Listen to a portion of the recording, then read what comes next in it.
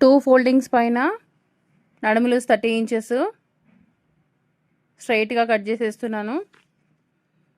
7.5 1 inch extra. Height 13 ఉంటే 14 పెడుతున్నాను. Shoulder 7 inches తీసుకున్నా.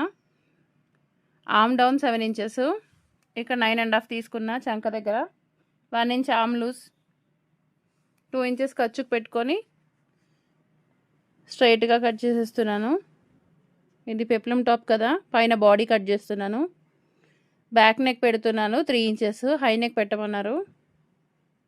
Front neck V neck canvas వేసి కట్ చేస్తాను. నెక్స్ట్ ఇప్పుడు కింద పార్ట్.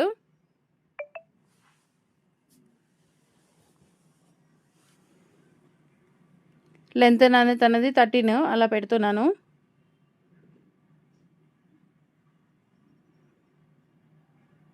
బ్యాక్ ఏమో ప్లెయిన్గా వస్తుంది, ఫ్రంట్ మాత్రం జిగ్జాగ్ షేప్లో రావాలి. సో 2 కలిపి కట్ చేసి ఫస్ట్ బ్యాక్ పార్ట్ సపరేట్ చేసేస్తున్నాను.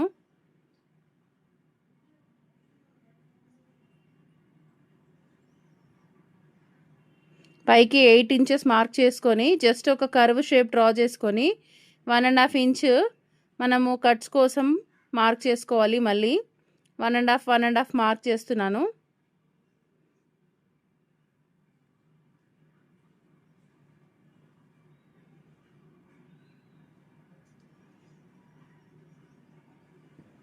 అన్ని జిగ్జాగ్ షేప్లో మనం డ్రా చేసుకోవాలి. డార్క్గా డ్రా చేసుకొని ఇంకో సైడ్ కూడా అచ్చుపడేలాగా క్లాత్ రిటర్న్ చేసుకుంటే మనకు అటువైపు కూడా ఇది సేమ్ ప్రింట్ వస్తుంది.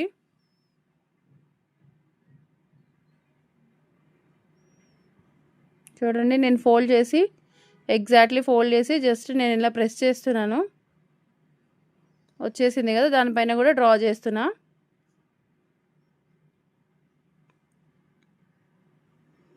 ఇక్కడ నాకు 1.5 మీటర్ లైనింగ్ తీసుకొచ్చారు. ఇందులో హ్యాండ్స్కే రాలేదు. మళ్ళీ 1.5 మీటర్ ఇచ్చారని అడుగుతారు. ఇప్పుడు హ్యాండ్స్కి నేను ఎక్కడైనా క్లాత్ వెతికి తీసుకొచ్చి వెయ్యాలి. ఇది కూడా 1.5 మీటర్ ఉంది మెయిన్ క్లాత్. అందులో కూడా మనకి ఏం మిగలదు.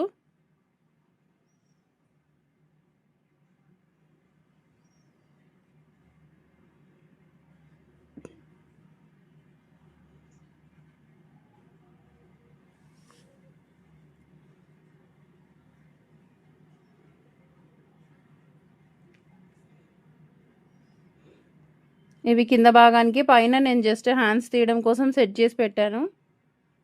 ఇప్పుడు హ్యాండ్స్కి లైనింగ్ లేదు కదా, నా దగ్గర ఏదైనా పాలిస్టర్ క్లాత్ ఉంటే చూడాలి. ఇదైతే అస్సలు సరిపోదు.